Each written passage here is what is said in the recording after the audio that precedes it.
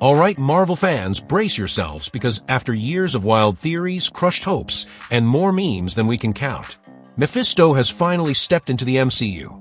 No more just whispering his name like a ghost story from WandaVision days. He's here in the flesh, played by none other than Sacha Baron Cohen. And I've got to say, his performance? Spot on. Literal chills when he finally uttered his name in that episode of Ironheart. Remember how people used to clown on all the "it's Mephisto" theories? Turns out, we were just a little early, not wrong. So let's break down exactly how Marvel introduced this absolute legend and why his arrival is going to change everything. But before we jump in, make sure you've subscribed to Rantent if you haven't already. That flashback that started it all. The episode kicks off with a flashback. We see Parker running, literally fleeing from his father's house after being abandoned. Security closes in, and just when it seems like there's no escape, a mysterious figure appears. Out of thin air, he conjures a door, offering Parker a way out. And who steps through that portal? Sacha Baron Cohen's Mephisto. This reveal hit hard, especially because fans had been burned before. WandaVision trained us to be skeptical. But here he was for real this time, proving all those old hopes weren't in vain. Classic devilish charm. And instantly, you see how cunning and sly Mephisto is. He's smooth, charming, like the perfect devil on your shoulder. He leads Parker to Desperitos, the place that eventually becomes the Hood's hideout, showing just how deeply his influence runs. In true Mephisto style, he doesn't need to roar or stomp around. Instead, he whispers. He nudges. He tempts.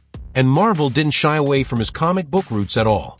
He rules over a dimension that he straight up calls hell, where the worst of humanity, like Adolf Hitler, are locked away.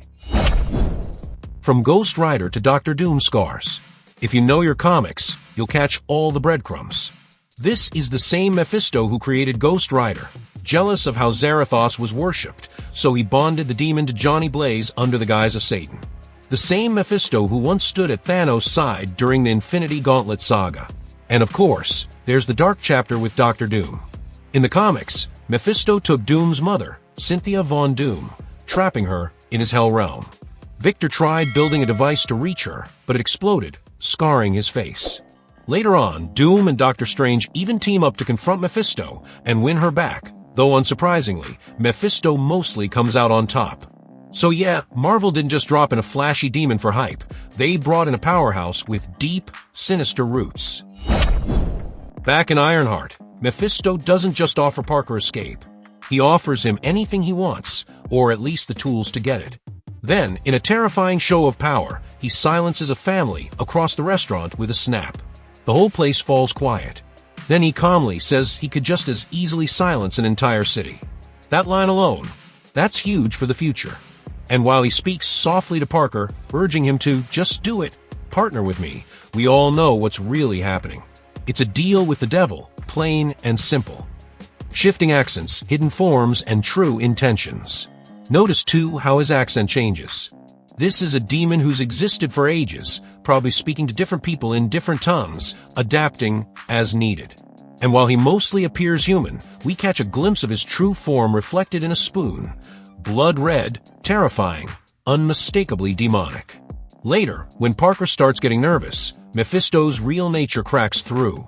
His voice deepens, darkens, and he snarls, "How about I just replace you?" Because Mephisto doesn't care about Parker, or anyone really. He just uses people as chess pieces to get what he wants. And in the comics, that usually means their souls. Eventually, after Parker's usefulness fades, Mephisto turns his eyes on Riri.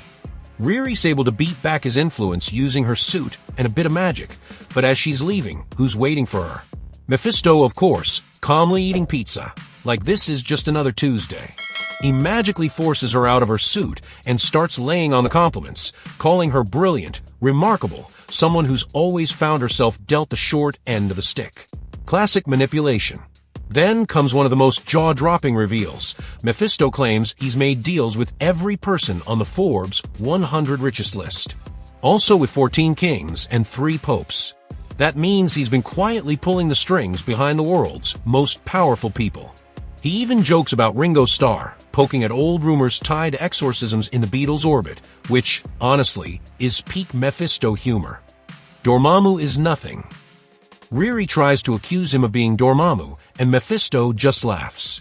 According to him, Dormammu is nothing.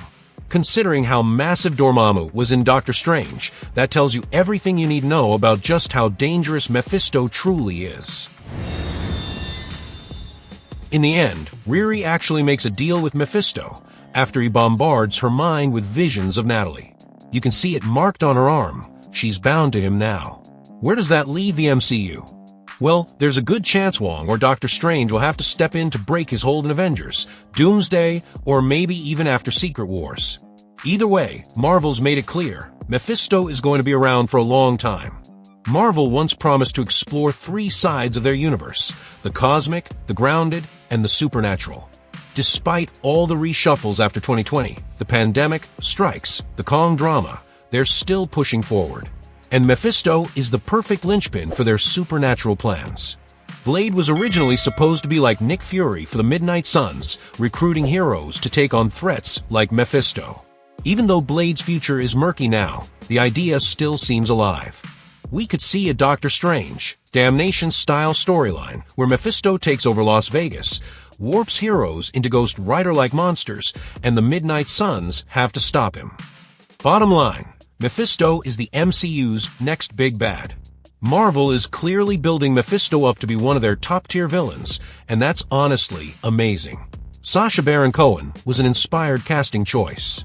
Even if you didn't love Ironheart, you've got to admit, the Mephisto scenes were electric. So what did you think of Mephisto's big debut? Where do you see Marvel taking his story next? Drop your theories in the comments, smash that like button if you're hyped for more supernatural madness, and subscribe for all the latest MCU breakdowns and leaks. Until next time, remember, when the devil starts whispering, it might already be too late.